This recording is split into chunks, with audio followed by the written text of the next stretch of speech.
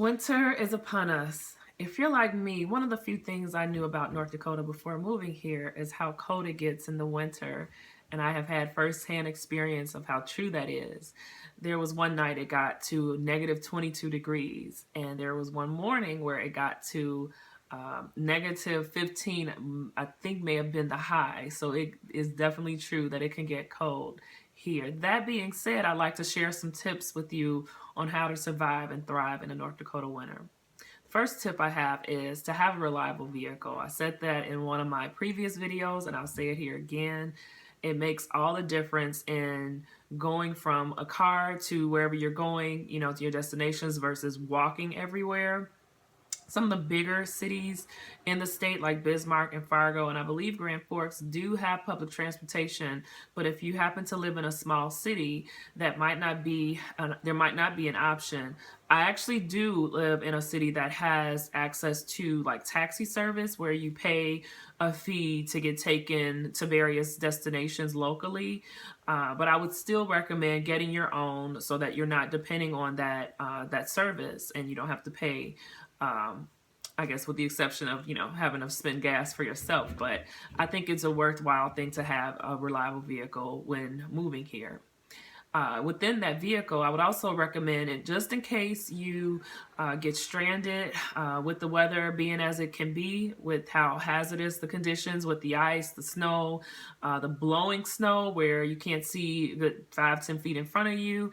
There is a possibility that you could go into a ditch, and I hope that doesn't happen. But if you do find yourself in that position, I would recommend getting roadside assistance.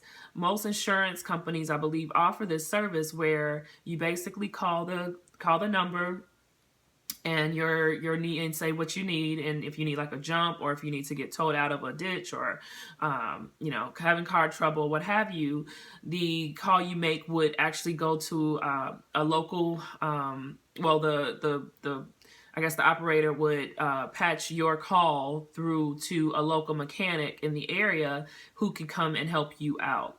And so with North Dakota being as kind of is spread out and there's a lot of areas where there's not a lot of people, you want to have something like roadside assistance that you can use just in case you need help to get out of a situation like being stranded. Another thing I would recommend is having an emergency survival kit. I know it sounds kind of scary, but it's more for practical purposes. In the event you're maybe stuck in a ditch, or maybe you just hit a patch of ice and your car won't go forward or backwards. If you have like a metal shovel, you can actually break up the ice and hit it around your tire so they can move the ice out of the way. I also heard that putting kitty litter, your tire basically needs some traction, and so kitty litter could actually serve to provide that traction and that contrast with the slickness to kind of the roughness of the kitty litter. And so you can keep a bag of that in your car and just have it if you need it. Have like a blanket, an extra pair of clothes, some non-perishable food. So I would also recommend, if you're so inclined, to get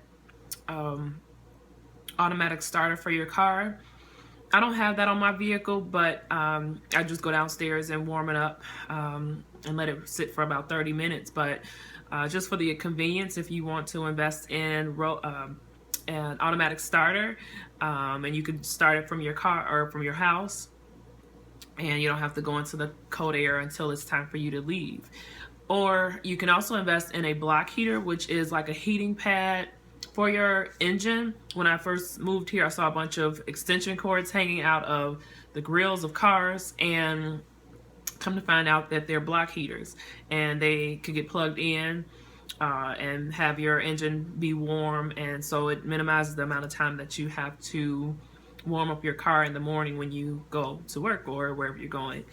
I would also recommend investing in some good thermal underwear. I wear thinner underwear just because, or thinner thermal underwear, because where I work is pretty well heated, and so I don't have to have the thick underwear. So I would say, depending on where you spend most of your time, would determine how thick your thermal underwear. So that being said, I'm gonna hurry up and end this video, but one of the main things I would say is important to surviving a North Dakota winter is having a sense of humor.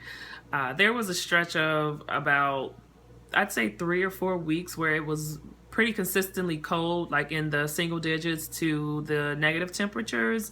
But we're still in January and we're experiencing 30, 35 degree weather, which is actually great weather. One of the downsides of it is that we had so much snow and ice, and it's still pretty slick with that type of temperature, but it's much warmer than what we had been experiencing. So and it also lends, one thing, like I say, one of the few things I knew about North Dakota was how cold it gets in the winter, but I also realized how beautiful the summers are. It gets absolutely beautiful here. The weather is really nice, 70s and 80 degree temps, sometimes 90, not that often.